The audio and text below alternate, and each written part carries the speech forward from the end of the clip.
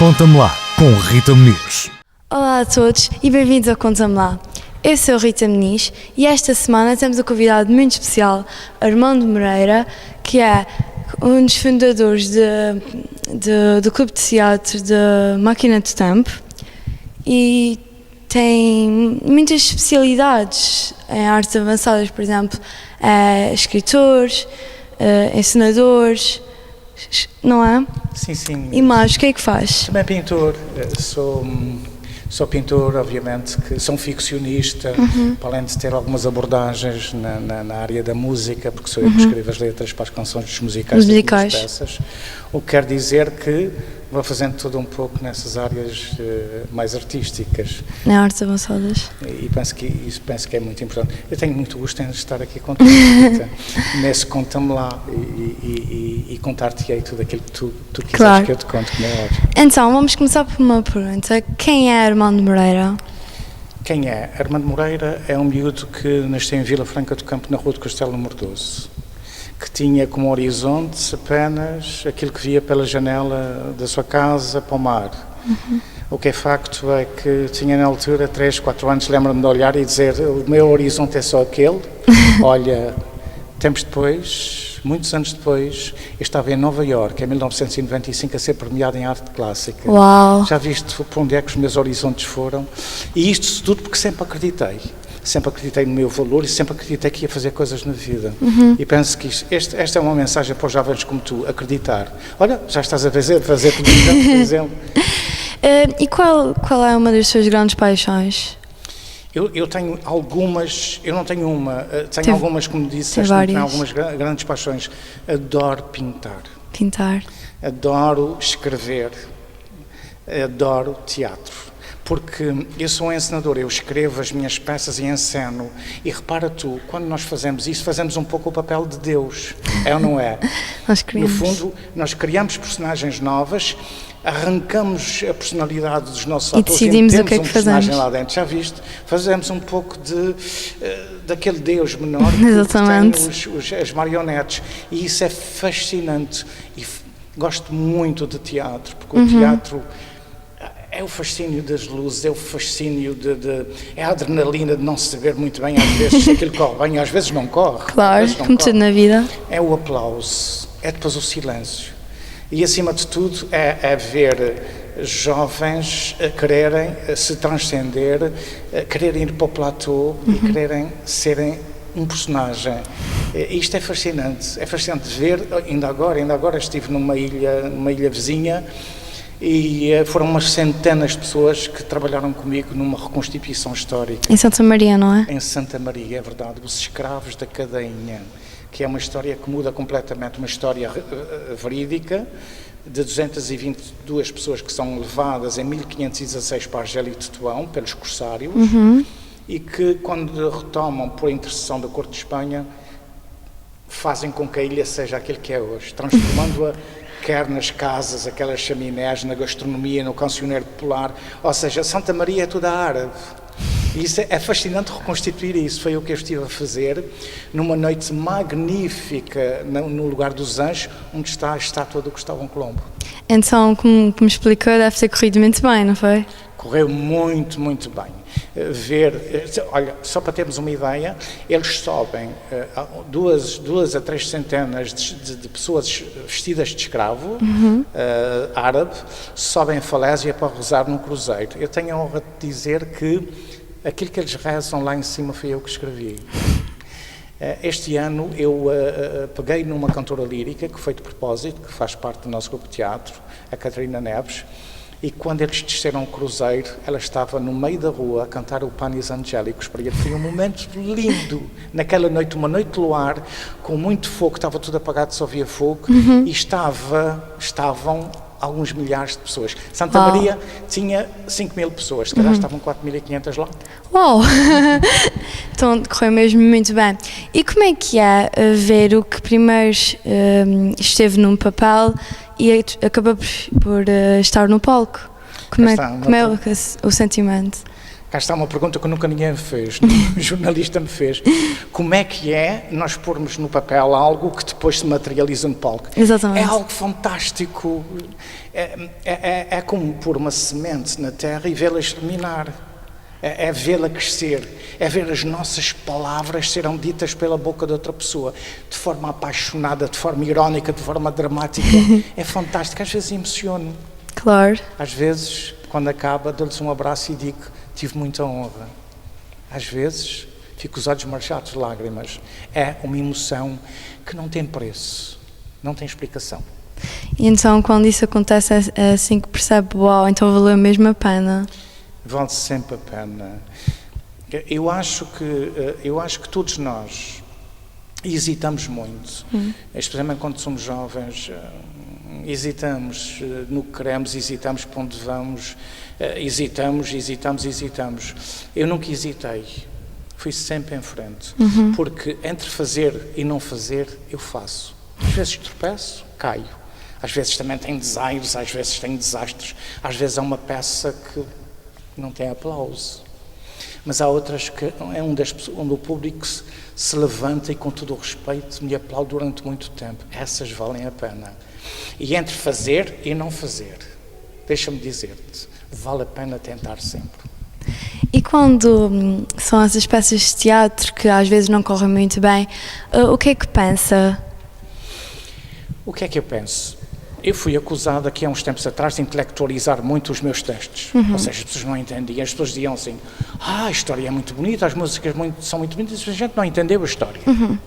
Ora, o que é que eu penso? Penso que tem que melhorar, penso que a minha comunicação com o público não foi a melhor. Vê onde é que errou, não é? Vejo... Eu talvez não tenha errado, talvez tenha-me entusiasmado e trabalhado para um público muito mais intelectualizado. Porque repara, o público nem sempre quer pensar as coisas. A arte também, na arte não devemos dar tudo. Claro. Devemos estar apenas um bocadinho. As pessoas têm que pensar por si. Imaginar As coisas. Só que as pessoas cá, e em muitos sítios, querem que seja tudo servido. Ou seja, quanto mais evoluímos intelectualmente, mais tendemos a escrever e a apresentar as coisas de uma certa forma. Quando um espetáculo se calhar falha, é porque essa comunicação, tem que haver um retrocesso na comunicação. E tem que ser mais simples, mais fácil, mais concreto, se calhar ou seja, tem que pintar os quadros de forma muito concreta. E agora também, falando sobre a pintura, que tipos de quadros pinta? Eu tive ao longo de toda a minha vida e carreira, tive várias abordagens. Desde o clássico impressionista, passando pelo surrealismo, agora estou numa fase de hiperrealismo. Ou seja, é quando a gente eleva a pintura a um patamar tão alto em que olhamos e é quase fotográfico, nomeadamente nos retratos e, enfim, em várias temáticas. Ou seja, eu, há cerca de 2 anos, há um ano e meio, tive um convite honroso do Museu do Arcano da Ribeira Grande, que é uma coisa, aquela coisa fascinante que foi premiada internacionalmente. Eles convidaram-me a pintar uma exposição que depois ficou como espólio do próprio museu. Uau! Ou seja, neste momento o espólio artístico do Museu do Arcano, que foi premiado internacionalmente, eu pintei-o todo. Uau! Deve ter ficado muito orgulhoso. Assim como pintei 22 quadros que estiveram durante alguns anos a decorar os gabinetes do chefe de Estado-Maior das Forças Armadas, sediadas aqui na base das Lajes, e que depois foram para o Pentágono, onde estão no Pentágono. Ou seja, é tão bonito a gente ver a nossa obra começar a ser espalhada pelo mundo e em sítios tão importantes onde se decide o próprio mundo em si e a situação do mundo. E repara numa coisa, repara naquele miúdo que tinha 4 anos, olhava para a janela numa tarde temporal e dizia: mas os meus horizontes são apenas isto. E depois expandiu. E depois já viste, estive no Pentágono, já estive em Paris, na Unicef, já estive em Nova Iorque, em Bordone, onde fui premiado em arte clássica, estive nas Bienais de Arte da Festa do Avante, onde estão todos os intelectuais. Tu já viste que eu acreditei e não hesitou. Mas há uma coisa que as pessoas devem aprender. Sempre que fazemos uma coisa, há outra que vamos fazer. Claro. E de toda a obra que se tem, essa obra deve fazer com que a gente se sinta orgulhosos, felizes, se sinta bem. Pegar nesta obra e achar que somos os maiores, ser presunçoso a partir da obra não é bom. Ou seja, é preciso humildade. Só continuamos a progredir se formos humildes. É isso que eu sou. Ninguém me vê andar por aí a dizer eu sou maior. Não. Muitas vezes as pessoas dizem, já aconteceu eu misturar-me em exposições, especialmente internacionais, e ouvir o que as pessoas dizem. E às vezes acontece eu estar ao pé das minhas telas e as pessoas estarem a elogiar. E é tão bonito. Mas elogiam as telas ou elogiam-se a si, sabendo que foi... Não, nesse caso elogiam apenas as telas porque eles não sabem Ai, quem não é o ator, sabem que foi... não conhecem fisicamente. E é tão... Olha, eu vou-te só contar uma coisa muito gira que me aconteceu no continente. Estava com uns amigos, um deles que é mestre, o Armindo, e nós fomos àquilo que era uma inauguração da decoração nova de uma casa, de um fulano ali em Cascais, que era um colecionador de arte e que tinha adquirido a obra de um ator das ilhas, que não se dizia se era da Madeira, se era dos Açores, que já tinha falecido. E eu disse, epá, eu não conheço ninguém, não vou, eu sou um bocado tímido nessas coisas, mas eles lá me obrigaram, e lá eu, o Paulo de Carvalho e o Armindo Neves. Quando lá chegamos, eram as tias todas de Cascais, aquelas senhoras todas muito, com aqueles perfumes horrorosos, a esnoar, e eu cheguei muito timidamente. Quando chegou a altura de ele abrir a casa para as pessoas verem a coleção de arte que ele tinha adquirido ao tal autor Ilhéu, que já tinha falecido, eu olhei e disse, Armindo, mas estes quadros, isto são todos meus, eu é que não tenho... A sério? Como é que ele ficou? E eu disse, mas sim, então o que é que tinha acontecido? Eu tinha pintado alguns anos atrás para a Seiko Computadores, que era um edifício enorme em Lisboa, tinha pintado uma coleção. A Seiko Computadores faliu. Sim. E este senhor adquiriu os quadros todos. Disseram que aquilo era de um artista açoriano, que já não era vivo. Não há nada. Já não era vivo? Está mesmo aqui. E então o senhor, quando soube que o ator estava ali, eu fiquei um bocado um macaco no jardim zoológico, toda a gente me queria ver. Eu fiquei arrependido de ter dito aquilo. Mas foi muito engraçado o facto de, uau, mas isto, eu é que pintei isto. Ou seja, é tão bonito a gente correr mundo, passar mundo e chegar à conclusão de que a nossa obra continua a ser apreciada, valorizada, continua a ser querida e continua a iluminar a vida das pessoas. Porque a arte não serve para comer, não serve para agasalho, mas a arte tem outra função muito mais importante, que é, primeiro, de preservar a memória dos povos, mas, acima de tudo, para iluminar a alma das pessoas. Uau! E também, portanto, já falámos de teatro, pintura e também é escritor. E tem aqui um livro, que A Alquimia das Palavras, que é vendido cá nas ilhas, no continente, e já chegou ao Brasil. Já chegou ao Brasil, é verdade. Uma editora no Brasil convidou-me e pediu-me os direitos e neste momento já está a ser comercializado no Brasil, o que me honra muito, porque pronto, quer dizer, eu sou mais um ficcionista, um homem que escreve mais peças de teatro e reconstituições históricas. Esta peça é uma da meia dúzia de livros e livrecos que eu tenho escrito. Achar que outro país e outras pessoas me podem ler é uma honra, não sei onde é que isto vai parar. Eu costumo brincar com os meus amigos a dizer, bom, o Brasil é um país tão grande, eu já estou rico, não estou nada. Eu devo estar mais pobre do que eu estava antes. Mas é uma honra ser lido num país de poetas, num país de grandes escritores como é o Brasil também, porque no fundo isto é prosa poética também.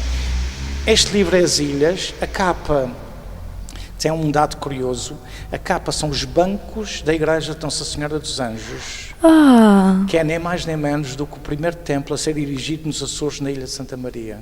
E porquê é que se chama Alquimia das Palavras e tem essa imagem? Porque eu acho que dentro de uma igreja é onde a palavra ganha maior força, a palavra é a alquimia. E escolhi os bancos de uma igreja tão simples, não é? Está a mentir. Sobre o que é que fala o livro em si? O livro fala sobre sentidos, fala sobre histórias, fala de uma parte da minha vida que eu nunca tive coragem de falar com ninguém. Fala de coisas estranhas às vezes que me aconteceram que eu até hoje tenho explicação para elas. Fala da forma como os açorianos vivem, fala da forma como eles ficam no cais da saudade, à espera toda a noite de um vapor qualquer que vai chegar. Mas acima de tudo, fala de gente que é diferente. E nós somos diferentes. Quer queiramos, quer não, nós ilhéus somos diferentes. O que é que eu fiz nesse livro? Este livro não é um romance. Este livro tem 200 páginas. E eu achei que devia contar uma história em cada página. Uma história diferente? Em cada página tem um sentir. E então convido as pessoas a abrir o livro em qualquer página e ler.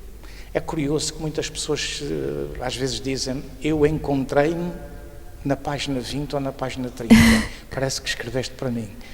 Eu escrevi apenas para os ilhéus. Escrevi com a alma de açoriano que sou. Claro. Porque já andei pelo mundo, já corri o mundo, já estive na Índia, já estive nos Estados Unidos, na América do Sul, enfim, na América do Norte, já estive na Terra Nova, já estive no Golfo Pérsico. Correu meio mundo. Corri meio mundo e aprendi muito. Claro. Porque há uma coisa que eu aconselho a todos os jovens e aos meus filhos: viagem. Aprende-se muito a viajar. A cultura. As culturas. E vivi em África, vivi em Angola. Uau. O fascínio das culturas, o fascínio das pessoas puras, das pessoas que têm uma linha de pensamento que não tem nada a ver com a nossa. É muito diferente. Que têm desinteresses, em que os bens deles estão ali. Um ornamento, uma tanga e alegria. Às vezes um tambor. É tão lindo viver assim, não é? Nós precisamos de um frigorífico, precisamos de uma máquina de lavar. É preciso apreciar as coisas pequenas da vida, não é? E as pessoas, eu chego à conclusão de que as pessoas são muito mais felizes sem a tralha toda que a gente vai arranjando. Digamos que eu não segui também a filosofia deles. Eu tenho um carro, tenho todas essas coisas, porque também vivo nesta sociedade. E conhece? Claro. No entanto, apreciei, especialmente na Índia, em África, apreciei aquela gente, a simplicidade daquela gente, a forma como aquela gente vive naturalmente. Ou seja, a forma como eles adoram as divindades. Cheguei à conclusão de que o nosso Deus, por muito que a gente professe, o nosso Deus é uma criatura castigadora. O Deus deles é uma criatura bondosa. Li sobre Buda, li sobre hinduísmo, li sobre várias religiões, até sobre o Islão. E cheguei à conclusão de que, curiosamente, a Igreja Católica, a religião católica, no qual eu faço parte, eu sou batizado, a Igreja Católica é a única religião que castiga as pessoas. Se pecares, vais para o inferno, acontece-te isso, ou seja, o nosso estado kármico fica uma desgraça quando morremos, sempre na nossa religião. No caso deles, não. Nas outras religiões. E estive no Tibete, eu já estive no Tibete. Literalmente meio mundo. Sim. E quis ver os lamas e quis ouvi-los e rezar com eles e mover os moinhos de orações, por trapos a drapejar para afugentar os espíritos. Vi os lamas lá nas lamazarias beberem chá amanteigado com sampa, um cereal que eles têm de aveia. Ou seja, é tão importante a gente sentir as culturas, tocar isto. Não apenas nos livros, mas em vivência. Ver, viajar. Muito obrigada por ter vindo ao meu programa, adorei tê-lo aqui e tenho a certeza que vocês também adoraram. Não se esqueçam, se vocês também quiserem estar aqui, basta enviar um e-mail a geral@sãomigueltv.com. Até à próxima!